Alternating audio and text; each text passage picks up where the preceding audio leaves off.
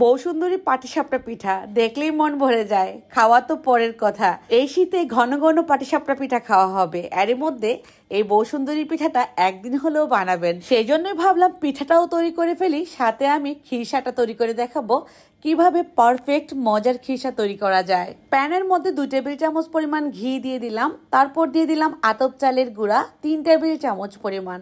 ঘিয়ের মধ্যে আতপ চালের গুঁড়া খুব ভালোভাবে ভেজে নিলাম। এবার দিয়ে দিলাম 4 টেবিল চামচ পরিমাণ সুজি।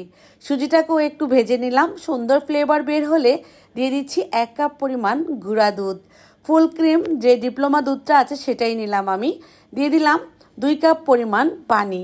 এবার দুধটাকে মিলিয়ে ফেলবো সুজি আর আতপ চালের গুঁড়ার সঙ্গে। টেলে নেওয়ার কারণে সুজি আর আতপ চালের গুঁড়ার মধ্যে সুন্দর ফ্লেভার বের হচ্ছে। এখন আমি আবারও একটু ঘি দিয়ে দিলাম, এতে করে খুব সুন্দর সিল্কি হবে এই খিরসাটা। এখন বলবো যারা গুঁড়া দুধ দিয়ে করতে চান না তারা কিন্তু চাইলে লিকুইড দুধ দিয়েও করতে পারেন। সবশেষে দিয়ে দিচ্ছি চিনি স্বাদ অনুযায়ী। খিরসাটা মিষ্টি হলেই খেতে ভালো লাগে। আবার বলবো যে চিনির পরবর্তীতে চাইলে কিন্তু গুঁড়ো ব্যবহার করতে পারেন আপনারা। চিনি দেওয়ার পর একটু পানি ছাড়বে, অনবরত নেড়ে চেড়ে নিব।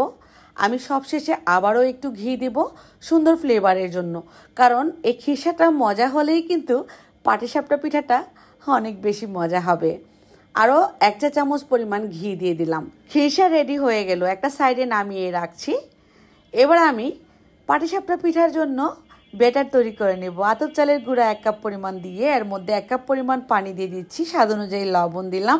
হ্যান্ড উইক্সের মাধ্যমে খুব ভালোভাবে আতপ চালের গুঁড়াটাকে মিশিয়ে নিব। আরও 1 কাপ পরিমাণ পানি দিচ্ছি।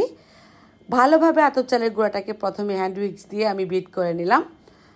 এখন আরও 1 কাপ পরিমাণ পানি দিয়ে আমি 1 কাপ পরিমাণ ময়দাকে ভাগে ভাগে দিচ্ছি। ধাপে ধাপে দিলে কি হবে, আপনার মসৃণ হবে এই ব্যাটার। এখন আমি 2 ছোটো সাইজের বাটি নিয়ে নিলাম। এর মধ্যে সামান্য অরেঞ্জ ফুড কালার আর গ্রিন কালার সেটা একটু মিশিয়ে নিচ্ছি। যেহেতু বউ সুন্দরী পিঠা বানাবো সেক্ষেত্রে তো একটু ডিজাইন করতেই হবে। তো আমি যেভাবে করে নিচ্ছি, একটা ছোটো সাইজের চামচ দিয়ে গোল গোল ছোটো ছোটো করে দিয়ে দিচ্ছি। আর চতুর্পাড়ে একটু রাউন্ড করে এভাবে করে লেয়ারটা দিয়ে তারপর সাদা যেই ব্যাটার তৈরি করেছিলাম এটা দিলেই কিন্তু সুন্দর একটা ডিজাইন হবে। 30 সেকেন্ডের মধ্যে আমাদের এই পিঠাটা সুন্দর সেদ্ধ হয়ে গেল। এবার খিরসা দিয়ে উল্টিয়ে নিচ্ছি। 2-1 বার উল্টিয়ে পাল্টিয়ে দিলে পিঠাটা কিন্তু খুব সুন্দর হবে। আর আমার এই পিঠাটা অনেক বেশি সফট হবে ময়দা দেওয়ার কারণে। চেষ্টা করবেন ময়দা ব্যবহার করার জন্য আতপ চালের গুঁড়ার সঙ্গে।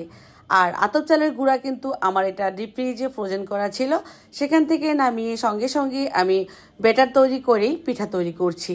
এখন বলবো যারা যেভাবে ডিজাইনটা করতে পারেন সেভাবেই করবেন। আবার চাইলে কিন্তু একদম সাদাও বানিয়ে নিতে পারবেন, এটা হচ্ছে যার যার ইচ্ছে। তবে আমরা গায়ে হলুদের ডালা এই শীতের মধ্যে বিয়ের একটা ধুম পড়ে যায়, তখন কিন্তু চাইলে ডিজাইন করে এই পিঠাগুলো একটু তৈরি করে নিতে পারি। দেখতেও সুন্দর লাগবে, খেতে তো ভীষণ মজার। আর খিরসাটা কিভাবে তৈরি করলাম দেখে নিশ্চয়ই বুঝে গেলেন। এই তো আরও একটা পিঠা তৈরি হয়ে গেল। আমি সবগুলো পিঠাই তৈরি করে নিলাম। এবার একটা পিঠা আপনাদেরকে ভেঙে দেখিয়ে দিচ্ছি কেমন হয়েছে ভেতরটা। যেতে যেতে বলবো যদি আমার রেসিপিটি ভালো লাগে শেয়ার করে দিবেন বেশি বেশি করে। সবাই অনেক বেশি ভালো থাকবেন, সুস্থ থাকবেন। আবার দেখা হয়ে যাবে নতুন রেসিপিতে। সেই পর্যন্ত আল্লাহ হাফেজ।